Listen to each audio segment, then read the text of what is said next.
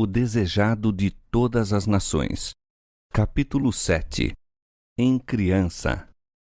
A infância e juventude de Jesus foram passadas numa pequenina aldeia montanhesa. Não haveria lugar na terra que não se tivesse honrado por sua presença. Os palácios reais ter-se-iam sentido privilegiados em o receber como hóspede, mas ele passou pelos lares afortunados, pelas cortes da realeza e pelas famosas sedes do saber, para fazer de seu lar a obscura e desprezada Nazaré. Maravilhoso em sua significação é o breve relatório da primeira parte de sua vida. E o menino crescia e se fortalecia em espírito, cheio de sabedoria, e a graça de Deus estava sobre ele. À luz da presença de seu pai, crescia Jesus em sabedoria e em estatura e em graça para com Deus e os homens. Lucas 2:52. Seu espírito era ativo e penetrante, com uma reflexão e sabedoria além de sua idade.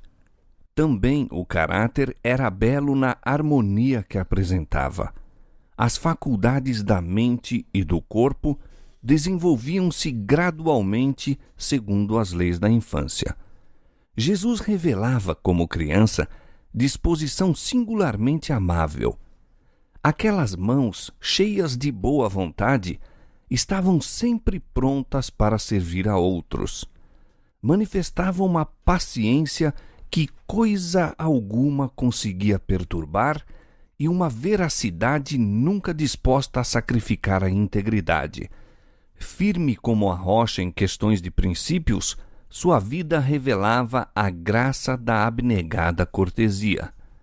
Com profunda solicitude, observava a mãe de Jesus o desenvolvimento das faculdades da criança e contemplava o cunho de perfeição em seu caráter. Era com deleite que procurava animar aquele espírito inteligente de fácil apreensão. Por meio do Espírito Santo, recebia sabedoria para cooperar com os instrumentos celestiais no desenvolvimento dessa criança que só tinha a Deus por Pai. Desde os primitivos tempos, os fiéis em Israel haviam dado muita atenção à educação da juventude. O Senhor dera instruções quanto a ensinar-se às crianças, desde a mais tenra idade, acerca de sua bondade e grandeza, especialmente segundo estas que se revelam em sua lei e se demonstram na história de Israel. Cânticos, orações e lições das Escrituras deviam ser adaptados à mente que se ia abrindo. Os pais e mães deviam instruir os filhos em que a lei de Deus é a expressão de seu caráter e que, ao receberem os princípios da lei no coração, a sua imagem era gravada no espírito e na alma. Muito do ensino era feito oralmente, mas os jovens aprendiam também a ler os escritos dos hebreus e os rolos de pergaminho das Escrituras do Velho Testamento eram franqueados a seu estudo. Ao tempo de Cristo, a vila ou a cidade que não providenciava quanto à instrução religiosa da mocidade era considerada sob a maldição de Deus. Todavia, o ensino se tornara formal. A tradição havia em alto grau sobrepujado as Escrituras. A verdadeira educação teria levado os jovens a que buscassem ao Senhor, se porventura, tateando, o pudessem achar. Atos 17:27. Mas os mestres judeus davam atenção a questões cerimoniais. A mente era sobrecarregada com matéria sem valor para o que a aprendia e que não seria reconhecida na escola superior das cortes do alto. A experiência obtida mediante a aceitação individual da palavra de Deus não tinha lugar no sistema educativo. Absorvido na rotina das coisas exteriores, o estudante não encontrava horas de quietação para estar com Deus. Não lhe escutava a voz falando ao coração. Em sua procura de conhecimentos, desviava-se da fonte de sabedoria. Os grandes elementos do serviço de Deus eram negligenciados, obscurecidos os princípios da lei. O que se considerava como educação superior constituía o maior obstáculo ao verdadeiro desenvolvimento. Sob influência dos rabis, as faculdades dos jovens eram reprimidas. Seu espírito se tornava constrangido e estreito. O menino Jesus não se instruía nas escolas das sinagogas. Sua mãe foi seu primeiro mestre humano. Dos lábios dela e dos rolos dos profetas, aprendeu as coisas celestiais. As próprias palavras por ele ditas a Moisés para Israel eram-lhe agora ensinadas aos joelhos de sua mãe. Ao avançar da infância para a juventude, não procurou as escolas dos rabis. Não necessitava da educação obtida de tais fontes, pois Deus lhe servia de instrutor. A pergunta feita durante o ministério do Salvador, como sabe este letras, não as tendo aprendido? João 7,15.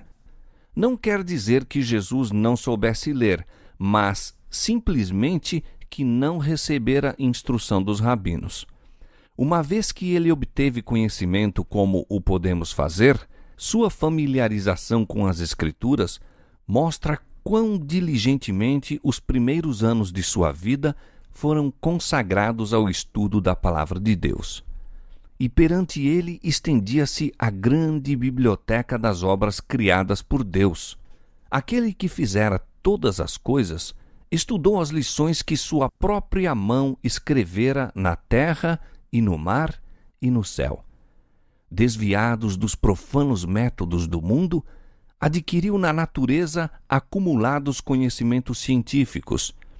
Estudava a vida das plantas e dos animais, bem como a dos homens. Desde a mais tenra idade, possuía-o um único desígnio: vivia para beneficiar os outros. Para isso encontrava recursos na natureza. Novas ideias de meios e modos brotavam-lhe na mente ao estudar a vida das plantas e dos animais. Procurava continuamente tirar das coisas visíveis ilustrações pelas quais pudesse apresentar os vivos oráculos de Deus. As parábolas pelas quais, durante seu ministério, gostava de ensinar lições acerca da verdade, mostram quão aberto lhe estava o espírito às influências da natureza e como colhera do ambiente que o cercava na vida diária os ensinos espirituais. Assim se revelava a Jesus o significado da palavra e das obras de Deus ao buscar compreender a razão das coisas.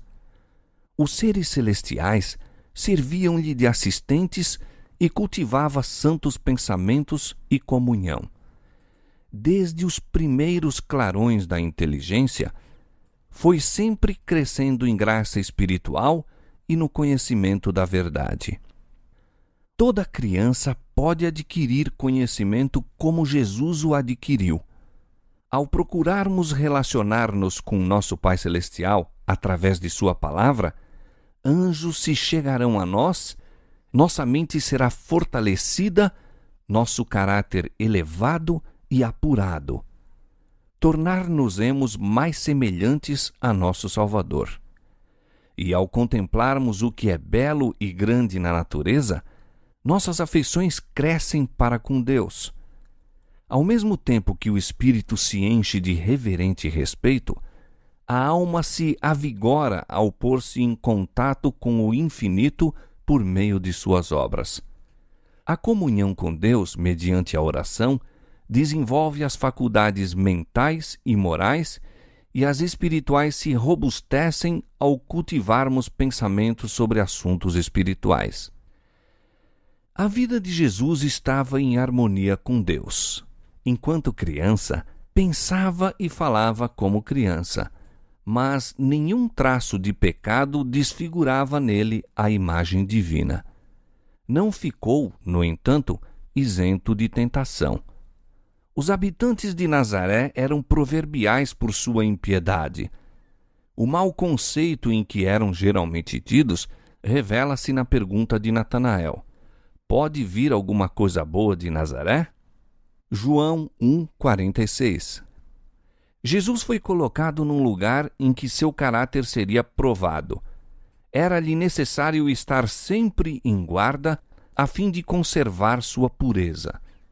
Estava sujeito a todos os conflitos que nós outros temos de enfrentar, para que nos pudesse servir de exemplo na infância, na juventude, na idade varonil. Satanás era infatigável em seus esforços para vencer a criança de Nazaré. Desde seus primeiros anos, Jesus era guardado por anjos celestiais, todavia sua vida foi uma longa luta contra os poderes das trevas. Que houvesse de existir na terra uma vida isenta de contaminação do mal, era uma ofensa e perplexidade para o príncipe das trevas. Não houve meio que não tentasse para enredar Jesus. Nenhum dos filhos dos homens será jamais chamado a viver uma vida santa em meio de tão renhido conflito com a tentação como nosso Salvador. Os pais de Jesus eram pobres e dependentes de sua tarefa diária. Ele estava familiarizado com a pobreza, a abnegação, as privações. Essa experiência serviu-lhe de salvaguarda. Em sua laboriosa vida, não havia momentos ociosos para convidar a tentação. Nenhuma hora vaga abria a porta às companhias corruptoras. Tanto quanto possível, cerrava a porta ao tentador. Ganho ou prazer, aplauso ou reprovação, não o podiam levar a condescender com uma ação má. Era prudente para discernir o mal e forte para a ele resistir. Foi Cristo o único ser livre de pecado que já existiu na terra. Todavia, viveu por quase 30 anos entre os ímpios habitantes de Nazaré. Este fato é uma repreensão aos que fazem depender de lugar, fortuna ou prosperidade o viver uma vida irrepreensível. Tentação, pobreza, adversidade, eis justamente a disciplina necessária para o desenvolvimento da pureza e firmeza. Jesus viveu num lar de campônios e desempenhou fiel e alegremente sua parte em suportar as responsabilidades da vida doméstica. Fora o comandante do céu, e anjos se tinham deleitado em lhe cumprir as ordens. Era agora um voluntário servo, um filho amorável e obediente. Aprendeu um ofício e trabalhava com as próprias mãos na oficina de carpintaria de José. Nos simples trajes de operário comum, caminhava pelas ruas da pequenina cidade, indo e voltando em seu humilde labor. Não empregava o poder divino de que dispunha para aligeirar os próprios fardos ou diminuir a própria lida. À medida que Jesus trabalhava na infância e na juventude, mente e físico se lhe desenvolviam. Não empregava descuidadamente as forças físicas, mas de maneira a conservá-las sãs, a fim de fazer o melhor trabalho possível em todos os sentidos. Não queria ser deficiente, nem mesmo no manejo dos instrumentos de trabalho. Era perfeito como operário, da mesma maneira que era no caráter. Pelo exemplo, ensinou que nos cumpre ser industriosos, que nosso trabalho deve ser executado com exatidão e esmero, tornando-se assim honroso.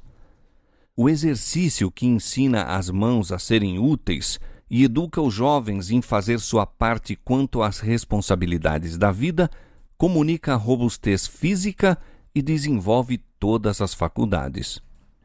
Todos devem procurar fazer alguma coisa que lhes seja útil ou de auxílio a outros. Deus designou o trabalho como uma bênção e somente o trabalhador diligente encontra a verdadeira glória e alegria da vida. A aprovação de Deus repousa com amável confiança sobre as crianças e jovens que desempenham alegremente sua parte nos deveres da família, partilhando as responsabilidades do pai e da mãe. Tais filhos sairão de casa para ser úteis membros da sociedade. Através de sua existência terrestre, Jesus foi um ativo e constante trabalhador. Esperava muito resultado, muito empreendia, portanto. Depois de iniciar o ministério, disse: convém que eu faça as obras daquele que me enviou enquanto é dia. A noite vem, quando ninguém pode trabalhar. João 9:4. Jesus não se esquivava a cuidados e responsabilidades como fazem muitos que professam ser seus seguidores. É porque procuram furtar-se a essa disciplina que tantos são fracos e ineficientes. Podem possuir preciosos e amáveis traços, mas são sem fibra e quase inúteis quando há dificuldade a enfrentar e obstáculos a transpor.